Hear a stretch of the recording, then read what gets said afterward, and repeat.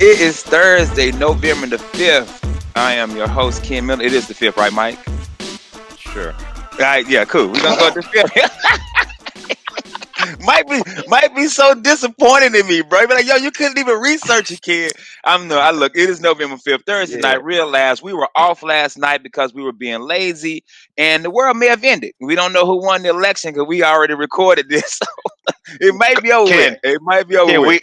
we know who won the election. Yeah, we We might. know. I'm just saying, yo. Yeah, you know who won? We know. God. God won because Revelations is fire and brimstone, baby. It's over with. Why So right now don't we it's do time for the this? rapture. Why don't we do this? You guys know this is pre-recorded. This is airing Thursday, so let's just take a bet right now. Who thinks there's been a decisive winner, like in reality right now? I don't think it's anybody won yet. I think it's still being counted.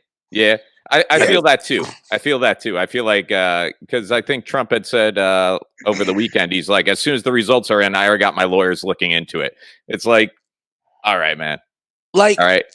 if Donald Trump wasn't president, I love a quarter of the things he say. Like, that dude wild, but you can't be in charge of my military and my economy and be wild. You know? Yeah. Can't be wild. You know? It's like- Can't be wild, bro. If he was the president of NBC, I'd be like, yo, this dude's wild. He just told Yeah. CBS he's gonna sue him and fight Yeah. him. I love it. Yeah. And then once he Grandpa- says something like, yeah, North Korea, I'm like, Grandpa was wild. He can't drive no more, but you still love him. Yeah. Yeah. Well, I think let me do introductions real Yeah. quick. We got one of the head writers for the Lowdown, Mike Hurley. He in the building. Mike, what's going on, brother? Oh man, I did that thing that you should never do. I went to the doctor for the second time in like 15, 16 years today. Yeah. Oh man. Why? Yeah. Hold up, Mike. I get it. I get my physical every year. You only Yeah. been twice in 16 years. Yeah, the last time I remember going, it's probably longer than that, man. The last time I remember going to a doctor before last November was when I was still living with my parents, when I was like, in my early teens. And then I went last year and they sent me out for labs. And then they said, hey, you're a little bit overweight and you might be pre-diabetic. So just watch your cholesterol and be good. And I was like, okay, but you didn't look into anything I had asked you to look into. So then I never followed up. And now I went back this time. And they're like, oh, that's still bugging you? Yeah, that shouldn't still be bugging you. And then, it's bad when she's sitting there talking to you and she's like, okay, lay back. I'm just going to press on your abdomen. Yeah. And the problem is I'm ticklish, dude. So I'm 44 and like you can press and I'm not feeling pain, but she got close to my belly button. I was like the Pillsbury Doughboy. I was like, woo-hoo! And it made her like uncomfortable for a second. I'm like, I didn't want this either, but you're the one who did the touching, And Yeah. then She's like, so I'm gonna put my blouse on because you made it weird. yeah. So I sat up and we started talking about, what it could be and what's going on. And she's like, well, I don't think it's this. I don't think it's that. I'm going to sign you up for this. And then I said, oh, and by the way, this happens every now and then. She's like, what? And I was like, yeah, this happens every now and then. She's like, it's bad when you say something that causes the doctor who's wearing a mask to get surprise in their eyes. And I just saw the eyes that were like shocked, but also thinking she's like, I'm going to write a new paper. This has never been heard of. And Yeah, right. Yeah. You never want to be that guy. Yeah. So they got me going in for some tests and stuff like that. But she's like, I'm 90% sure it's nothing serious. And I'm like, are you allowed to say things like that? That percentage is weird, yo. That Where 10% your sure I doctor can at? die. You going to a doctor, somebody's station wagon? Like, what is this doctor? You just laying in the back of a station wagon, yo. Nah, man, you go to OBT, you take a left, you stop in the Wawa, you say, I'm looking for Joan. They send you out back to the dumpster, you give $20, and I guess her grandfather's friend was a doctor, so it's all good. You walk into your doctor's office and she's getting shook down by the mob as you walk in. She's like, sorry, Mike, rough day, man. Jets never gonna do it, You're at a good doctor when you're in the lobby, someone else talks in speaking English and they look to you to translate. It's like, hey, can you help us out here? I'm like, that other voice you just heard, that is Miguel Colon Jr., who was off this week, man. Where were you at? Oh man, they were doing the Halloween party on Mike Busey's like 80-acre estate, which is wild because like it was basically like people camping out everywhere and rocking their own stuff around the lake. And people want to party, but people want a social distance, and that's something I really like about people nowadays. They're like, I want to be at a place where I can see people 100 feet away from me barbecuing, but I'm still not going to get near them. but they're still gonna find a way to consider it a social thing. It's like going to the beach now, you know? Like I've gone to the beach now, everybody's all far away from each other, but still like digging the vibe that people are also there. You know? Yeah. Because social, I want to man, see like, people, but I don't want to see be around. people, but I don't want to touch them or have them spit on me or be near Yeah. me. Well, You know? downtown wasn't like that. Downtown was a mess on Halloween still. It's Yeah. gonna be. It was It's gonna still be. it was still a mess, man. And I want to say I think it was Sunday or Monday that Parliament House closed. And from what I heard from Jeff Jones that was Mhm. crazy too. I That was bet, you know, a lot of nightclubs, people. man, nightclubs there's no way. Yeah. There's no way you're gonna I- be able to monitor a policy like that. I saw the pictures of downtown Orlando on Halloween, and it looked like what Trump had wished had been at his inauguration. Like it was the picture they had posted. The streets were filled. It was shoulder to shoulder. Nobody was wearing masks. It's Halloween and nobody's wearing masks. Like you went out of the way to pick a costume that didn't have a mask. Hey, you think that if Joe Biden won this, like he called up like Kamala Harris and he's like, congratulations, I can't believe it, you're president. She's like, no, Joe, you're president, I'm vice president. What? Yeah. For real? Yeah. It's like You- bonus. Yeah. You wild, Man. girl, you wild. This whole time I've been campaigning as VP. Yeah. Yeah. Wow, Like, that's what? crazy. Miguel, I think you give him too much credit. You know he called up Obama if he won. Like, we won. Yeah. We did it, Barry. We did it again. We did it, Barry. You know what? I wouldn't be mad if sometimes friends visit each other at work. I wouldn't be upset at all if Barack was just hanging out in the White House all the Hanging time. on the right, just shooting jump shots. Yeah. Just shooting Yeah, jump yeah. shots, Did you man. see that shot, man? Yo, How many he takes said, that's what I do. How This is many what I takes did do. that take? How many? Man, that takes was did- one, baby. OBZ only get one take. He one take hove, bro. I would have loved for OBZ one Obama to take go hold. for Obama to like go up for a layup and just some Secret Service agent that was like, whatever, this is my time to just run up and just knock it out. But he don't get any ball. He get all Obama. He just Obama, all and fouled. I'm just like, Everybody's ooh. what happens when you foul the president? Like you play one on one with the president, you foul him. He's just like, no, it's okay, guys, it's okay, let him go. No, Foul you him, probably Obama. get shot. You probably Yeah, get a couple in your ass. Yeah, probably you get ain't a couple- he's like shaking your hand like, hey, it's okay, guys. It's just a game of basketball. It's just Is this a and game then of you get home. basketball? You get home and there's two dudes sitting in your kitchen. Just waiting. That's very Russia Putin. Like we don't know. Next day he died mercury poisoning. He never eats mercury. Putin would literally in front of the reporters be like, "It's a shame this guy was so suicidal." You're like, no, he seemed pretty cool. No, trust me, any day, any day now. Very depressed. Yeah, I He know. died in Oh, the apartment of an apparent bear attack. How does that happen? I bet you, Obama wouldn't even get you killed. You just get audited, lose all your licenses, Yo. and then he'd be like, he'd just come knock on your door one day with Secret Service, be like, "Oh man, you'd be like in a shelter." He'd be like, "Oh, I was gonna come by and see if you wanted to play another game of pickup ball, but looks like you're busy putting your life back together." That's cool. Joe Biden just walk into your house and knock some stuff over and be like, "You've been warned." Oh, man. Yo, and that dude that you hear laughing in the background is James Aloysius Yon. What up, James? Oh. Hey, when I came Man, out, y'all was talking about going back to the studio. Y'all going back in? We actually did a Recording with Boys virtual- to Men, doing another Yeah. segment. man. Pain in my head. Yeah. This Y'all is got, the end of the road, a 2020 remix. do you Yeah. got Boys to Men or Sam Sings? Which one? You got the real Boys to Men or Man, Sam Sings? man, you can get them both to perform at your bar mitzvah for about the Sure. same price nowadays. Hey, man. We got one of the boys and Sam. One of the boys. Yo, you got the one that didn't sing, the one that was the Yeah. baritone one that used to Yeah. walk with you. That's the gig I always wanted, man. Yeah, with the Yep. cane. Where you just Girl, make up Hey, some dude. words like, I know I cheated on you. You know I cheated on you. Yeah. But we're going to get back. You We got gonna one be of the good. Boys to We Men, gonna be one of the straight. dudes from All for One, Mhm. one of the dudes who was singing outside of the fire in New Jack City, and we just Yep. gonna put them all together and make a band. What was it?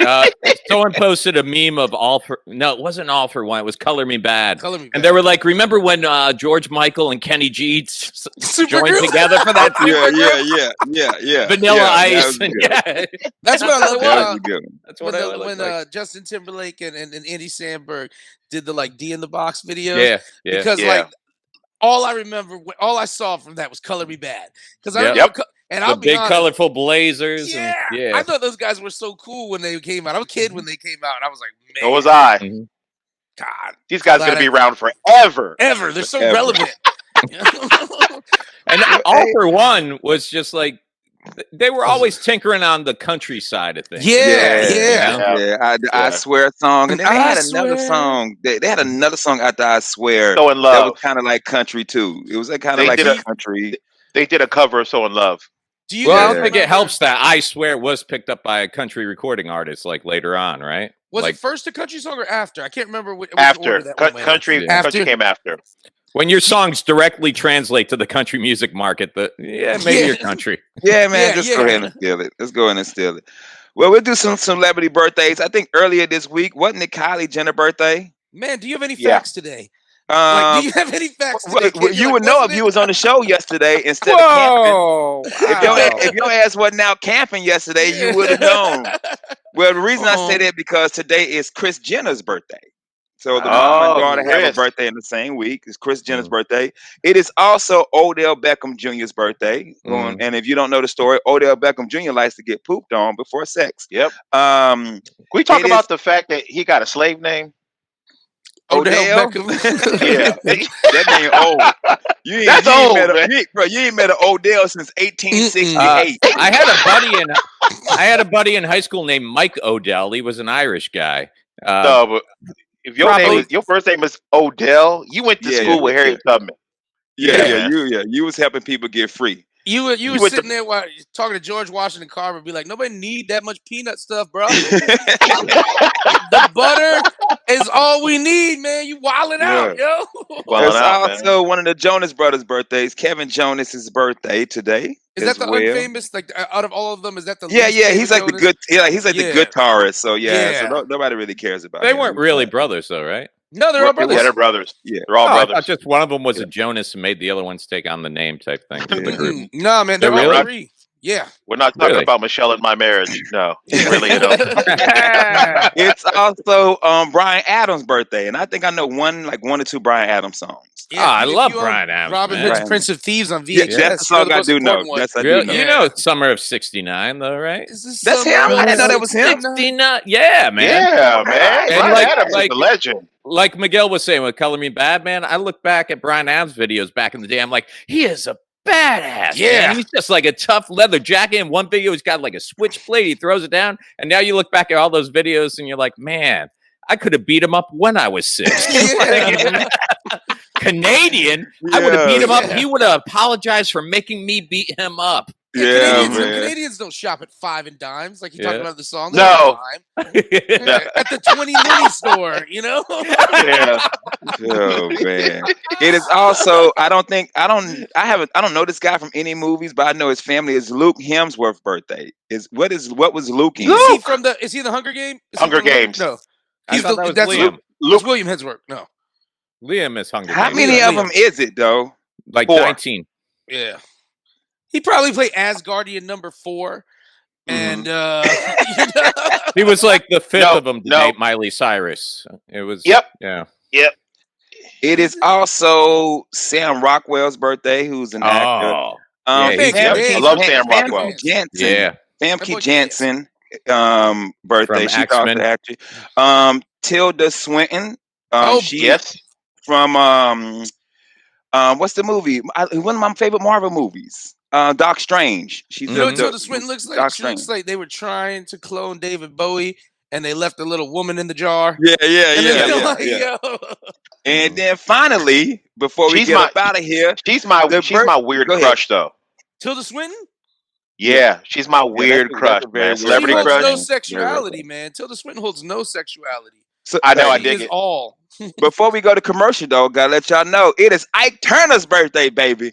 Oh, The man Roller that Back created a bitch, Ike Derek. Turner. Miguel, you bartended when Yeah. I was trained by show tenders, the guys who trained Tom Cruise for Yeah. Fridays and stuff like that. So all that flair, all that bottle Flair juggling, spinning, yeah. we had a move called the Ike Turner, where you had to pull the bottle up out of the well. You kind of tossed it right in front of you. So you pulled it out of the well. it's up in front of you. You let go. You take your right hand. You smack the neck of the bottle. It flips into you catch it in the other hand. But while you do it, you say, "Shut up, Tina." So you pull it up. Shut up, Tina. And then you pour. With that, we got to go to commercial, man. We'll be right back, yo. And Mike can tell us more about all these crazy drinks he made. Mike, we had one called the Chuck Berry. You take the bottle of the bathroom. I'll tell you later.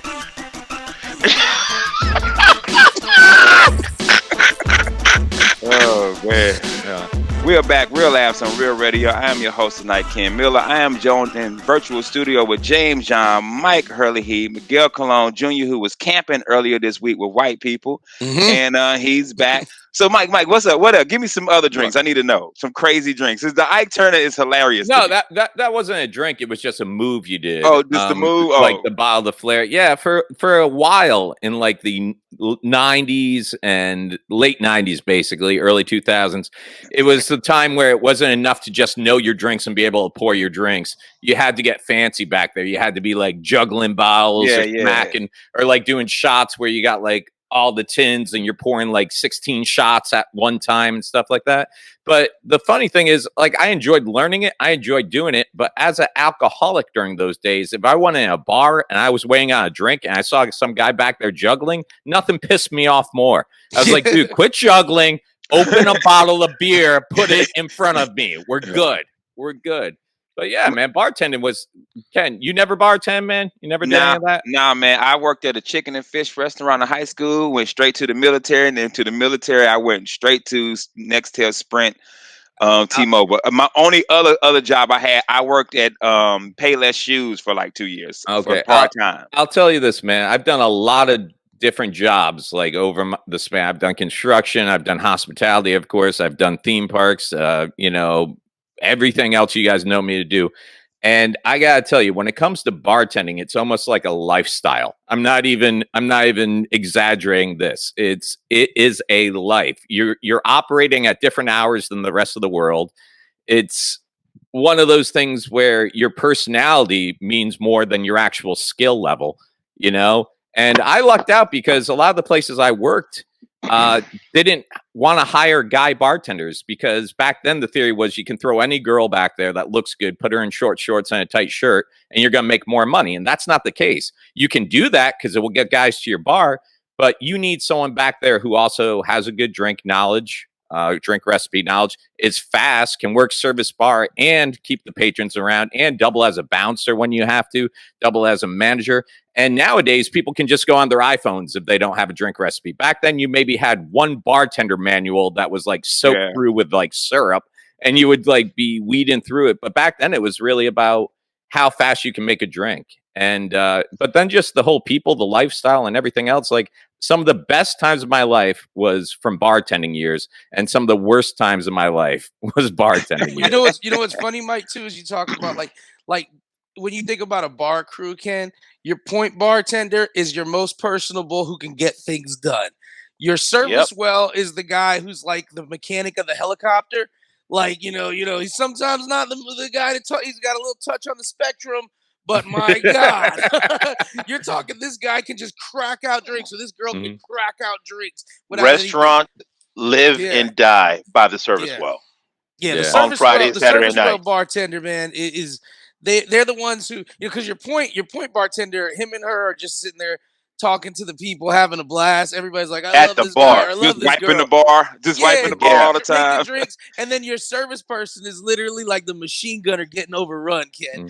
That bartender's just like, they keep coming. They keep coming. Yeah, your point bartenders, that's where you've seen the guys who are doing the free pouring. And believe it or not, like you can see a guy free pouring from a bottle, and I had my ounce and a quarter pour down. I had my ounce pour. That's not saying I didn't go heavy a lot of times for people, but when you get to service well, that's where you'll see the guys back there with the jiggers, the little measuring cups, because that's if they're taking care of the rest of the place. It's all about perception. You want the people at the bar thinking they're getting hooked up. But if the people that are at the tables aren't seeing how their drinks are made, that's where you're saving your money and doing everything perfectly accurately and everything by the book recipe. Yeah. Yeah. And James will tell you too, because he's done hospitality. One of the first things you do when you go in for an interview is the manager will mark you down as front of the house or back of the house potential. Yeah. That's a whole different And breed what's of back people. of the house? What does that mean? That's like you a bar Cooks. back Kitchen or some area. cooks and Back of the house, like back of the restaurant, People who don't interact dishwashers, with cooks, prep chefs. Yeah. They don't want you near the guests You at can't all. interact with people. You don't that's have. The funny thing is, I was great front of the house when I was younger, but I probably would be back of the house now just because having worked for myself for so many years Yeah. and not having the ability to kiss up to anybody anymore. They'd be like, we can't let you in any situation where you need to stay level with a guest. And Ken, So- it's like tribes. You guys, the front of the house and the back of the house, you guys live on the same river, and you are very similar tribes. But if there's any beef that goes down, it is tribal. And like, Yep. if the servers are messing up and causing the back of the house to have to work harder, it is a war against the service staff in the back of the house, not Johnny and Mike versus Kevin. And no, it stays tribal when it has to be. But it's like that when you party too. You guys party hard together, but it's still like two tribes on the same river, you know? That's why you want to be that guy like in high school that you were that cool guy that was you weren't a jock, but you were friends with the jocks. You weren't in band, but you were friend. If you can work in a restaurant and be cool on all the levels, there's a lot of politics in a restaurant. It's super political. You know what? One of my favorite things is you're going to need the line. That's the guys who make the food right on the line, Ken. You're going to need them to hook you up because you're going to make mistakes. But you can't make your mistakes cost them more work. So you have to find a solution. Like if you mess something up, you have to figure out a way together. Like, okay, listen, I need a steak. I know it's going to take like 10 minutes with the line right now to get this going. What do you need? Like, what do you guys need to be? And sometimes it'd be as simple as, I need somebody to get over here, take all this trash out, right? Done. I'm sweeping this. I've hopped on like the pizza station at the restaurant that I used to work at because there was sometimes a cook that was doing pizza and pantry at the same time. And so I'd be like, listen, I messed up. I need this pizza. And they'd be like, make it yourself, take care of it, clean it up. Done. The worst servers are the people who need favors and think that you're just supposed to give them the favors. For a restaurant to operate correctly, you have to keep a tally of favors and know when you owe and know when you got to collect. Another big thing to help out, I know with the front of the house, was always spotting them cash. You know the guys that are going to pay you, they got it, but they get paid checks. And so sometimes they be like, man, is there any way I get like 50 until like Thursday? You're like, of course, because you're the fry cook and you save my life every other day. Wow. I didn't know anything. It just made me think because when I was in high school and when the guy hired me at the chicken and fish restaurant, he's like, yeah, you could be the cook. He was no register for you. And then he tried to train me on register and I was like, you know what I mean? Because this is what, it was like, you had to like type. He was like, you know what, Kenny? He's called me Kenny. Kenny, you can just be the cook. Like, and I just with fried chicken and fish, man, did it for like 2 years, bro. But that was the closest I got to any type of restaurant work. Like, it was fast food. I never did any type of restaurant work. And so hearing y'all talk about it, it's great. And if you have any kind of Go ahead. I was going to say, if you have any kind of personality when you get hired, you're working in the back and you can actually multitask and do different things and get along with everybody, you move up quick in restaurants. That's how it works. The guy with a personality that's not a complete screw up, he moves up. You know what, too? That always helped me when I was a server. Someone had told me early on, they're like, never blame the kitchen, even when it's the kitchen's fault to your table. Because here's the thing. Your table, you're the contact person for your table. They don't care about whatever else is going on. If they're upset about something, they want it to begin and end with you because you're the person they're seeing. I would go back to my table after the kitchen messed up order. I'd be like, hey, guys, I'm so sorry about the wait. I'm on it, blah, blah, blah. And they would know that it was the kitchen. And I would take the blame for it. And they almost start feeling sorry for you. Like, no, we understand. We've been here before. We know things go down. But if you try to blame the kitchen and it gets back to the kitchen, the rest of your night's going to be a living hell, man. Here's another trick, guys. When everything's going to hell and your tables are suffering or your bar is suffering, start working harder on things like stocking and stuff because they're going to be watching you. And if they're watching everything fall apart, they're going to be like, look at him. Look at him running around trying to get things done while it's going bad. If you're standing still when things are going bad, you're lazy in their eyes, even if there's nothing you can do. I have I had two reoccurring dreams for years. In college, I was in theater, and long after I left college, I would wake up in the middle of the night thinking that I'm home in bed. I was supposed to be on stage. They're performing right now. I missed my line. But with restaurants, dude, I've woken up at like 3 a.m. and started to put on my clothes, and the girl I was dating would be like, "Hey, where are you going?" I'm like, "52 still needs ketchup. I forgot to bring a side of ketchup to 52." And she's like, "Babe, the restaurant's closed. Nobody's there." I'm like, "They need their ketchup." Like those dreams, just being in the I used to weed, make. it's almost like traumatic stress disorder, dude. You got PTSD. I was going to say, I used to make all my side money working in the restaurant because I would do everybody's side work for like $20. Because at the end of the night, Kim, before you leave, everybody has a duty. It's called side work, whether it be rolling silverware, whether it be filling up salt and pepper shakers, or filling up wiping ketchup down the Bain Marie. Yeah, the Bain Marie. Yeah, wiping that down. That's the worst one, So man. I would do everybody's side work, and they pay me like $20 each, so I could leave with an extra 100 just because they want to go home.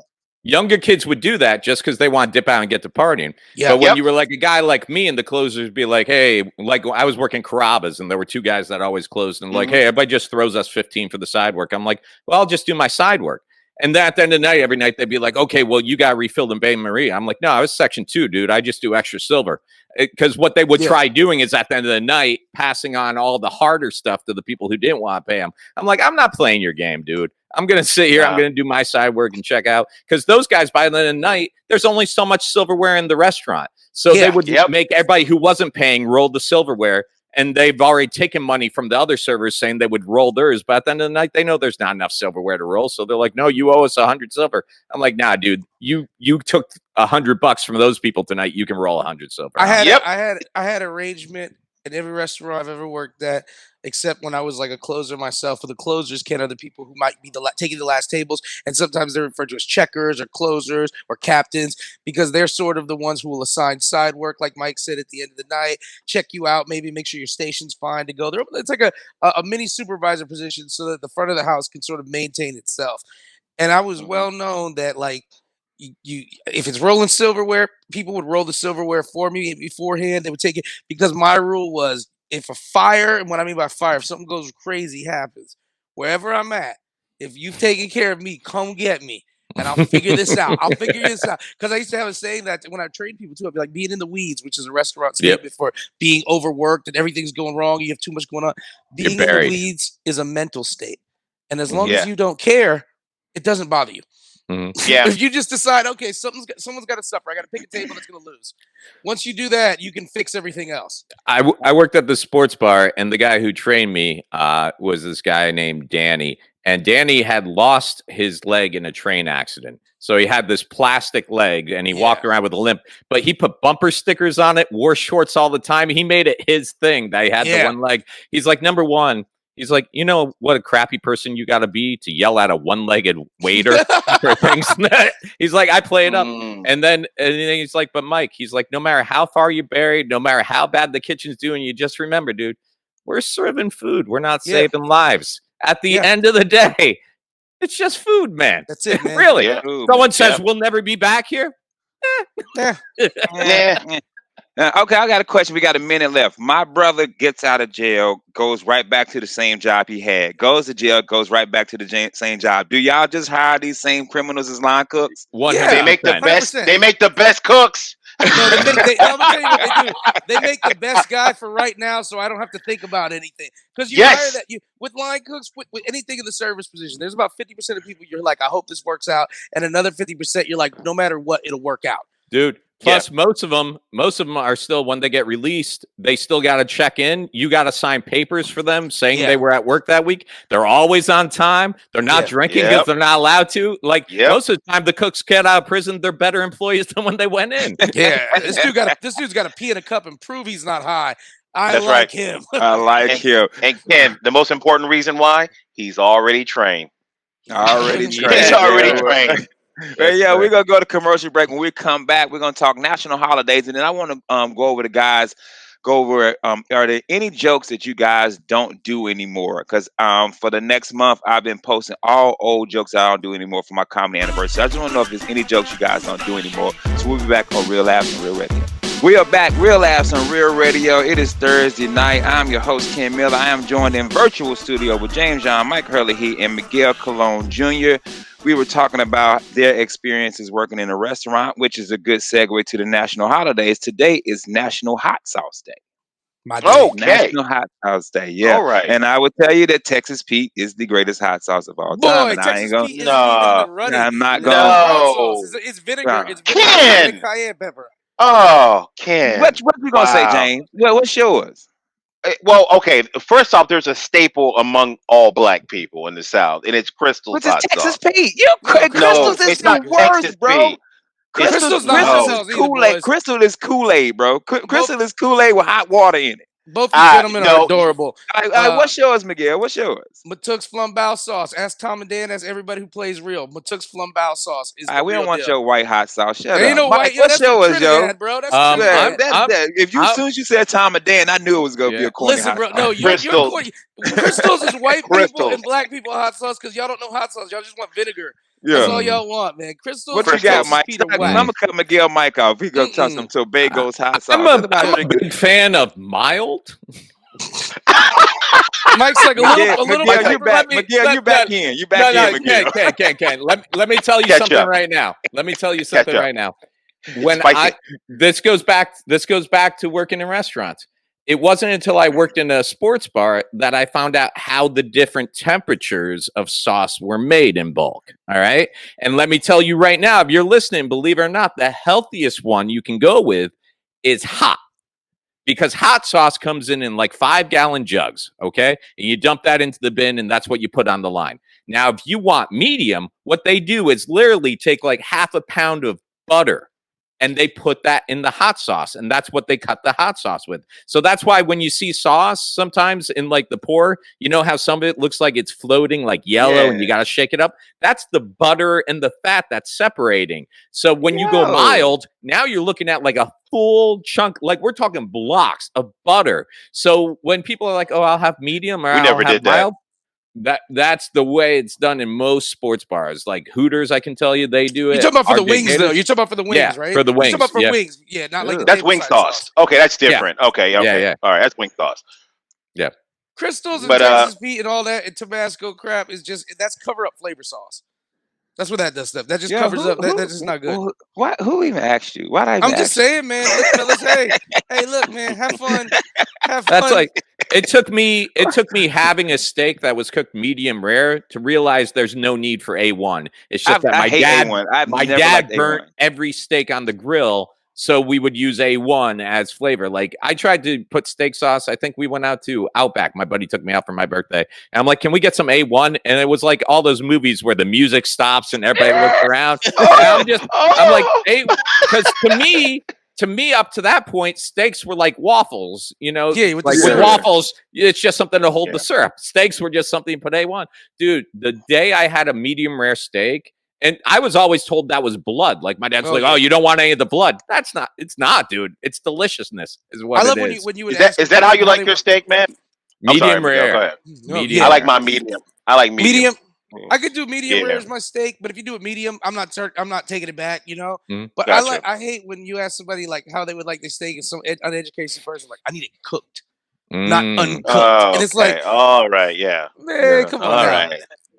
See, I'll go medium rare because most places, if you have a bad Are night, gonna overcook it. they're gonna overcook it, or they're gonna let it sit in the window, and it's gonna go up to medium anyway. So I ask for medium rare, and if I get it between, nice and cool in the middle, or just a little bit of pink, I'm still happy either way. What's your steak?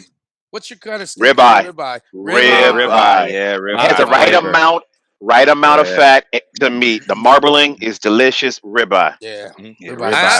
I like a fillet, but I'm always still hungry afterwards. I'm like, fillet. I spent most money on that, and I'm still hungry. Filet to me is the most tender but least flavorful. It just tastes like whatever you put on it. It's like whatever seasoning you put on it, whatever salt, peppers, and seasoning. Mm-hmm. Yeah, man. It's also National Redhead Day, and I don't do any of you guys. Mike, you got redhead? Your kids red? Man, once you go ginger, prepare to be injured. Yeah. Oh, dude, I don't. I don't want that at all. Dude, I don't know why I've ended up with so many redheads in my life. Like I hear guys all the time, like, I just want to get a redhead. I'm like, it ain't that great. You know? Like Working Yeah. Irish honestly. bars, Mike. Working Irish Yeah. bars. Yeah. Yeah. That's the thing too. Working Irish bars though, like even me, like growing up, people are like, oh, you can't be Irish, you have dark hair. I'm like, most the real full Irish Yeah. people I know, it's I'm like, you watch too many cartoons where they're all like orange haired leprechauns Yeah. running around. Yeah. What- You're like, I'm Irish, not some Yeah. Scottish freak. You know? Yeah. Yeah. Mm. Oh man. So So Yeah. this month, November 21st, will be my 14 years in comedy. I'll be hitting 14 years this year. And so I Congrats. decided, thank you, my brother. I decided that what I was gonna do is every day is post a joke that mm, I used to do in my younger days, just so I can people can see the growth and the maturation and how hacky I could have been, and or because everybody's here see me now and like, oh my God, Ken, you're so funny. But it was some times where I was learning how to do stand up. You know what I mean? So I think the first yeah. joke I posted was I posted about me being skinny, and James, we talked about that before we started the show. Yeah. How I Mm. talked about how I was 147 pounds, and I still get weighed in ounces. We talked Mm. about that, and then the first, how me and how I don't have a doctor. Me and my kids have the same pediatrician. Uh-huh. And this is like my first year Yeah. comedy, so these are the jokes I was talking Mhm. about. And then the first joke I ever wrote was about when I was a kid. We would go on field trips, and all these kids would have real lunch boxes, but my mama would put our lunch in the Marita bread bag that the bread Oh came yeah. in. Oh Mhm. yeah. So while they opening their lunch box, I'm ripping my bag open like a Hulk Hogan t-shirt. Yeah. So, but I don't use the jokes anymore. I probably use them for like my first 3 or 4 years. Matter of fact, I think when I did my first CD DVD, because I was told once you did it, you weren't supposed to do them again. Mhm. So Mm. then I wrote the whole new hour that I kind of do now. So I'm just curious. And James, I'll start with you. Is there Yeah. any joke that you used to do back in the day that you won't even do now, won't touch, and why did you stop A doing it? black I used to do a joke about black people need more fairy tales. Like we only have the Wiz, and that had Michael Jackson in it, and that's when everything was going on with Michael Jackson. And I'm like, nah, he y'all problem now, white people. So I was like, we need a real one. We should redo the Wizard of Oz because I don't believe the original story. Three men take a little white girl in the woods and nobody touches her. That's BS. And so I would go on. So I would go on and I would end the joke with talking about if we did a Wizard of Oz for black people, a real one. And this is before all the craziness happened. This is way back in 2001. I said we should get that's what the real story should be about. It's a court case. They got to figure out which one of them touched that little white girl.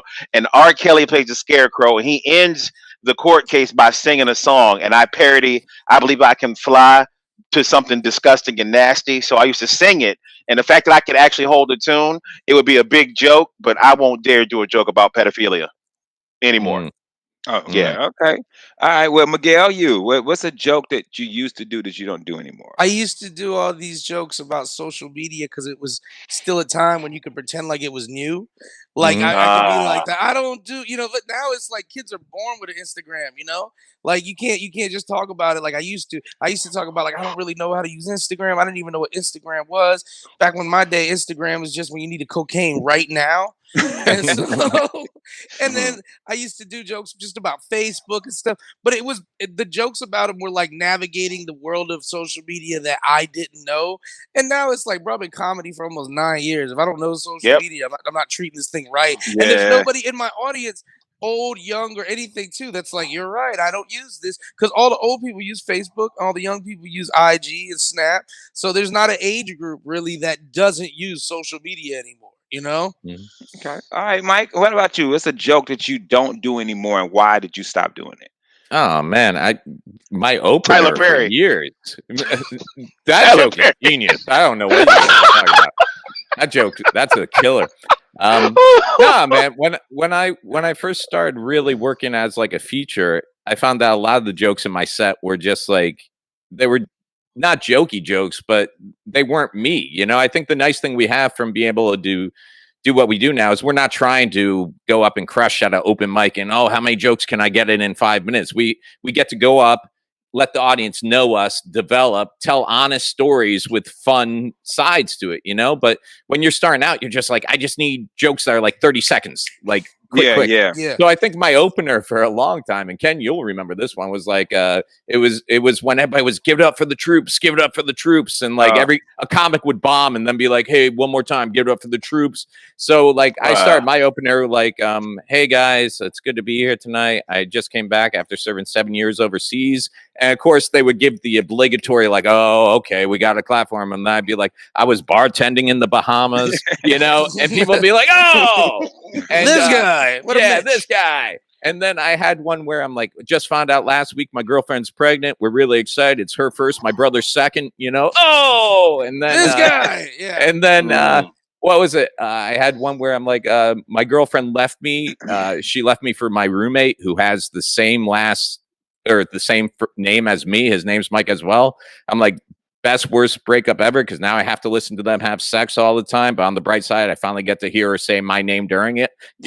So it was like all hacky, untrue stuff. Just getting the but it got the laughs too, and it got the laughs. It got the laughs. Yeah, that's what the new comic wants, man. All of us when we were new, we wanted the laughs. We wanted to start off with let me give you something so you can like me right away. Yeah, and you know what though, man? It's almost like I equate it to it's almost like being when we were in Little League. We all just wanted. Anyone who's in Little League, you just wanted to get on base, hit a score, get a home run. Now, if you were still playing baseball, you have a job to do. And that's what it is as comics. We all wanted to get them to laugh then, but now as professional comics, we have a job to do, and that's entertain them while making yourself feel good. Because if you don't feel good when you're up there, like we've all had sets where you're like, I'm going to give them some hack because I know this is what I got to do real quick. And then you don't care if they just get an applause break for 3 minutes and a standing O. You walk off that stage and you were like, I was a hack.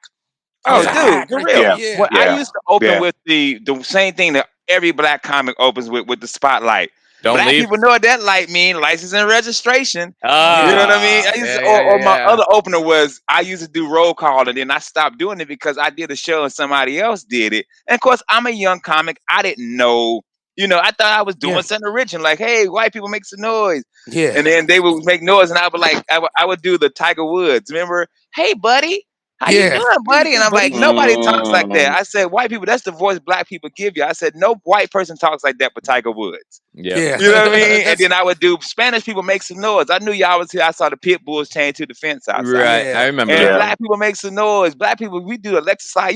This hacky stuff to get the crowd going. And then I was like 3 years in, and another guy did it, and I was like, yeah, this stupid. Not doing that again. And you know what? I don't mind seeing that from a host. When the host goes up and it's a dead crowd. That's the host set. And you're just trying to bring people in. You don't want to burn through your good material yet. You just want to get everybody on board. I think it's a really good tool to get people on board. What I do hate is when I see a comic that's just counting all those as applause breaks, but never doing a follow-up joke. Like, I know when Ken used to be like, where are my married people at? He'd go in and have his joke about marriage afterwards. I've seen a guy go up, where my married people at? Woo! Where my single people at? Yeah. Where my black people at? Woo! No jokes. I'm like, no joke. And then he gets off stage. He's like, man, did you hear all those applause breaks? I'm like, dude, you were working a census. You weren't doing comedy, man. Where's all my people between the age of 35 and 30 household who don't identify as Latino or Hispanic? Where my Pacific Islanders / others? But it's cool, man, because I was going back, just retyping them. Because sometimes I had to go look at the YouTube video and look at the old DVD to actually remember the joke, because it's been so long since I've done them, man.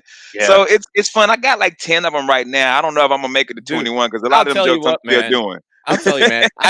I bring back that Wonder Bread Merita bag. Oh, the Merita bread, man. I read it the other day. I'm like, that's a good joke, man. And what you do with it now, your storytelling with it now, it can probably go so much further.